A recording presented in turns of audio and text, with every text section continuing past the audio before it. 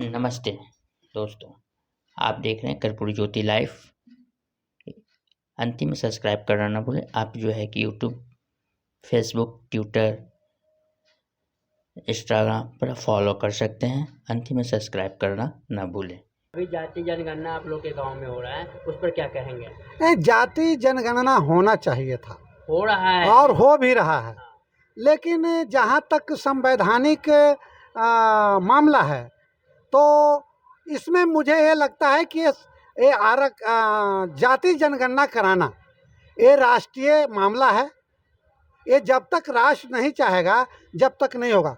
चूँकि अगर बिहार में जाति जनगणना कराया जा रहा है, अच्छी बात है, लेकिन मैं नहीं मानता हूँ कि ये जाति जनगणना से कुछ बिहार के लोगों को कुछ मिलना जुलना है। इसका एक प्रमाण मैं आपको देता हूँ कि माननीय लालू प्रसाद यादव और श्रीमती राबड़ी देवी ने मोस्ट बैकवर्ड क्लास के 18% का आरक्षण लागू किया। 2000 तक उन्होंने सरकार में थे और 18% का आरक्षण लागू किया। लेकिन अभी जो आदरणीय नीतीश कुमार सुशासन की जो सरकार है, इन्होंने कहा कि अति पिछड़ा वर्गों के साथ मैं न्याय करूंगा और इनको हिस्सेदारी दूंगा। तो आप मान लीजिए कि बिहार में पंचायती राज में 20% का इन्होंने आरक्षण दिया है, लेकिन उस आरक्षण में हमारी भागीदारी मात्र 16.5 पॉइंट है, और जुडिशियल सेवा में मात्र 21% का रिजर्वेशन है, सरकारी सेवा में मात्र 18% है, और बिहार में महिला आरक्षण 35 से 50% है। लेकिन मोस्ट बैकवर्ड क्लास के जो आरक्षण है वो हमारा 20% में ही आरक्षण है। हमारा 20% का जो आरक्षण है, जो 18% का जो आरक्षण है, 18 और 20 का, उसी में हमारी महिलाओं को भी आरक्षण दिया जाता है। जो पंचायत में कहीं जहाँ 20 गो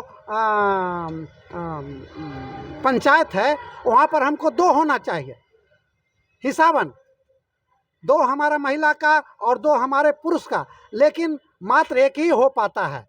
एक गणित का चीज़ है। चूँकि राज्य सरकार कह रहा है कि हम आरक्षण 20% दे रहे हैं, लेकिन नियमावली के अनुकूल अगर जोड़ा जाए तो मात्र हमको 17% का आरक्षण दे रहे हैं।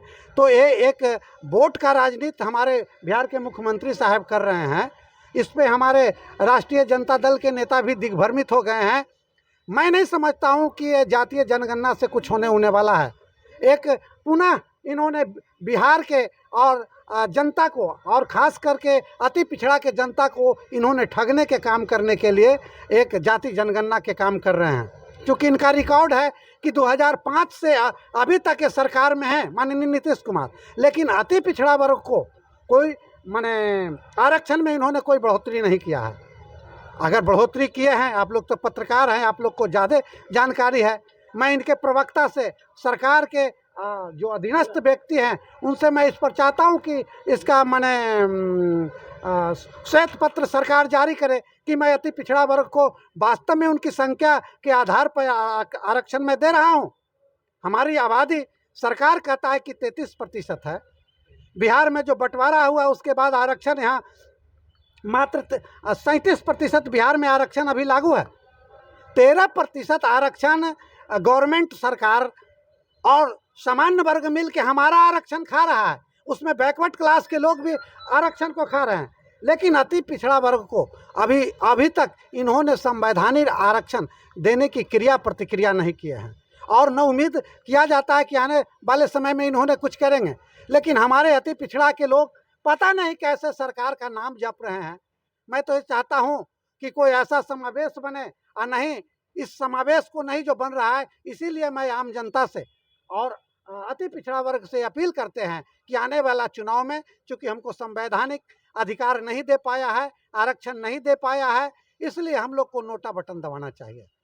श्यामनंदन ठाकुर, राष्ट्रीय अति पिछड़ा। मेरा नाम कमलेश चंद्रवंशी है और मैं अति पिछड़ा अधिकार मंच के माध्यम से लोगों को कहना चाहता हूँ, एक संदेश देना चाहता हूँ कि पार्टी कोई भी हो, अति पिछड़ा अपने अधिकार के लिए लड़े और अपने हक के लिए वो संघर्ष करे।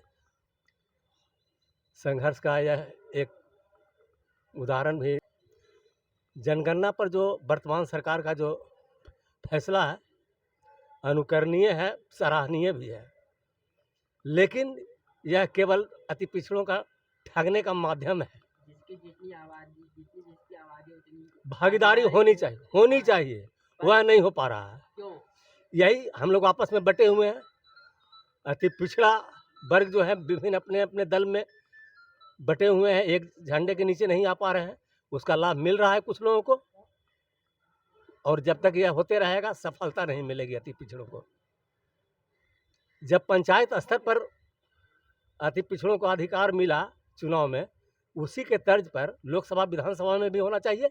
ऐसा क्यों नहीं होना चाहिए? इसके लिए संघर्ष करना पड़ेगा अति पिछड़ों को। हम तो यही, पिछड़ा संघर्ष करे, हर देख पे तो उसे संघर्ष करना पड़ रहा है। हम लोग टूटे हुए हैं, हम लोग विभिन्न दल में, विभिन्न जात पात में बटे हुए हैं। एकत्रित महत्वाकांक्षाएं नहीं एकत्रित होने दे रही, त्याग नहीं है लोगों में, सब स्वार्थ की राजनीति कर रहे हैं। नहीं, नेता लोग तो आपको लोगों को एकत्रित नहीं होने। वही तो हम कह रहे हैं कि स्वार्थ नहीं है, स्वार्थ है, त्याग नहीं है, समर्पण नहीं है। पार्टी में क्यों जाए? मैं पार्टी में फिर क्यों जाऊँ? कहाँ कोई आपको बाध्य कर रहा है? मैं तो कांग्रेस का सिपाही हूँ, लेकिन अति पिछड़ा अधिकार मंच का के माध्यम हम सुनने के लिए भी तो लोग आते हैं। मैं सुनने के लिए आया था कि क्या हो रहा है। क्षुब्ध हैं हम भी। सारे जितने राष्ट्रीय दल हैं, चाहे जनता पार्टी हो, राष्ट्रीय जनता दल हो, राजद हो, भाजपा हो, कांग्रेस हो, सभी ने अति पिछड़ों को ठगने का काम किया है। जिस तरह से आबादी है संगठन में, उनका कहीं कोई स्थान नहीं है। केवल वोट चाहिए उन लोगों को, और आप भ्रमित होते जा रहे हैं। हाँ, हम जगाने का प्रयास कर रहे हैं कि अति पिछड़ा किसी भी दल में रहे, अति पिछड़े के लिए काम करें। सबसे पहले चीज़ जो भागीदारी, जो राजनीतिक दल अति पिछड़ों को भागीदारी देगी, हम उन्हें अपना समर्थन देते रहेंगे, चाहे कोई दल में रहे। आप लोग जितने ना दल बना लिए हैं, इतने ना टुकड़े हो गए हैं कि जो कि उसको एकत्रित कर रहे हैं। देखिए, आप भ्रमित हो रहे हैं, कोई दल नहीं है यहाँ, दल एक एक है। आपको लगता है कि कांग्रेस और भाजपा दोनों दो दल है, दोनों एक है, एक ही है। बीजेपी का कोई भी अपना कंसेप्ट नहीं है, सारा कंसेप्ट कांग्रेस का है। ये हम बहुत पहले बोल चुके हैं। क्या? एक सांपनाथ है और एक नागनाथ है। तो हम भी जनता भी तो दोनों को चाहते हैं कि पोसले रहे, इसमें दूध पिला रहे दोनों के, तो दोषी तो हम लोग भी हैं। आप लोग के पास इतना जो है कितना परसेंट है, तो एक तीसरा मोर्चा लेकर तैयार होना ना चाहिए। कोशिश कर रहे हैं, हम लोग प्रयास कर रहे हैं। जहाँ अति पिछड़ा का कार्यक्रम हो रहा है, चाहे कोई दल कर रहा है, हम लोग उसमें भागीदारी देते हैं, लोगों को जागृत करते हैं, और क्या कर सकते हैं। और यह एक दिन रंग लावेगा, सुन लीजिए। आप प्रतिभा को छिपा के नहीं रख सकते हैं, दाब को नहीं रख सकते हैं। मैं कमलेश चंद्रवंशी, गया से।